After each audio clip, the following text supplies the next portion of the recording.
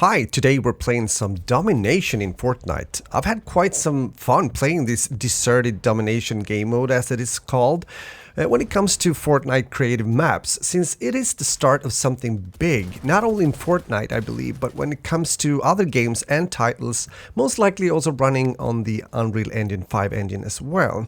You might have heard that Epic Games has implemented a creative mode in Fortnite, which basically means that you can create your own maps and experiences game modes using the Unreal Engine 5.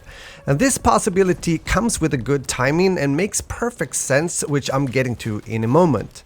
So Fortnite Creative allows you to design Fortnite games and experiences that can be published and shared with friends online.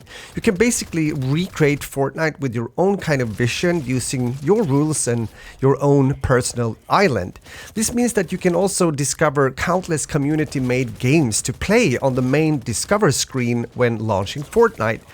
I would love to hear from you what you think about this as well. Maybe you're also one of the creators that are already contributing when it comes to posting a Fortnite Creative map or two.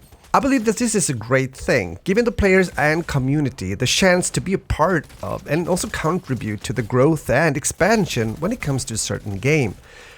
Because I don't think it will stop with Fortnite only. We have seen similar things in older titles and games when it comes to successfully implementing tools for creative creations, players to create new game modes experiences within a certain game. And I'm thinking about, for example, the sandbox experiences in Garry's Mod and others. The Halo franchise also got it quite right when Halo Forge showed up for the first time as a creative tool and build mode. So why does it make perfect sense that this is happening now when it comes to Epic Games and the Unreal Engine 5 and Fortnite?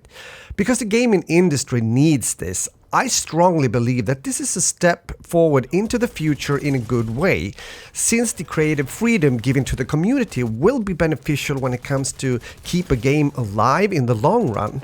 New content can then be created on a parallel kind of basis, meaning both from the hand of the developers, but also gamers keen on sharing their newest creation for others to explore and play. That is some great player value right there. There are two kind of criteria though that has to be in place if this is something that will become more common in future upcoming titles. And I'm not only referring to FPS titles. First off, it has to be possible from a technical point of view, of course, which in this case can mean a graphic engine that allows other users than the actual developers of a game to be able to access and create within the same kind of space as the actual developers, if that makes sense. Unreal Engine is a good example of that, being free and all.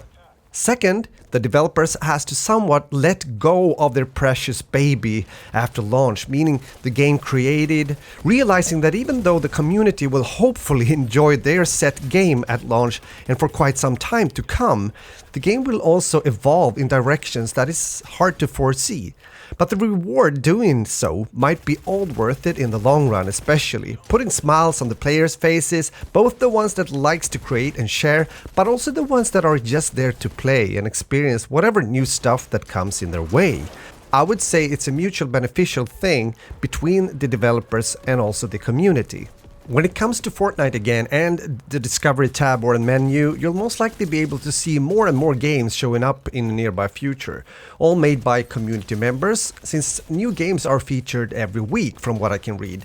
If you're thinking about getting on the creative train yourself, it might be good to know that you can create games with up to 16 players, but you can also make a kind of a single player experience if that's what you want, and I have already checked out and played some of them. And every publicly playable game will have a code associated with it. So these codes allow you to load any game ever published in Creative and play with your friends. There's actually a creator program as well that might be interesting for some of you, which means that you might be able to earn a bit of money as well if you get into the Support a Creator program. If so, you do need to meet some requirements listed. You must be at least 13 years old or at least 14 years old if you are a resident of South Korea, and you must be capable of accepting the creator agreement, of course, and also be capable of abiding by our creator content guidelines when it comes to Epic Games, and also be capable of receiving payment when it comes to their designated payment platform, which is currently Hyperwallet. And also be aware that there are certain countries that are ineligible to participate at this point at least. It's going to be interesting to follow this development, not only when it comes to Fortnite and upcoming creative maps, game modes, etc., but also to see if other games and developers choose to offer similar creative opportunities for their communities as well. Again, I believe that we're just seeing the top of the iceberg, so hopefully in a few years from now, this starts to expand in the gaming industry overall. Right now, I can't really see any negatives around this if done in the right way. As mentioned before, I believe that it can become something good and beneficial for both the players and the developers, and therefore create closer bonds also between the two, but also serve as a creative platform for many years to come. With that said, my friends, I wanted to say thank you for watching, and if you're new to my channel and my content here, consider to subscribe, turn on the notification bell for future videos to come. Have a great day and game on. Later.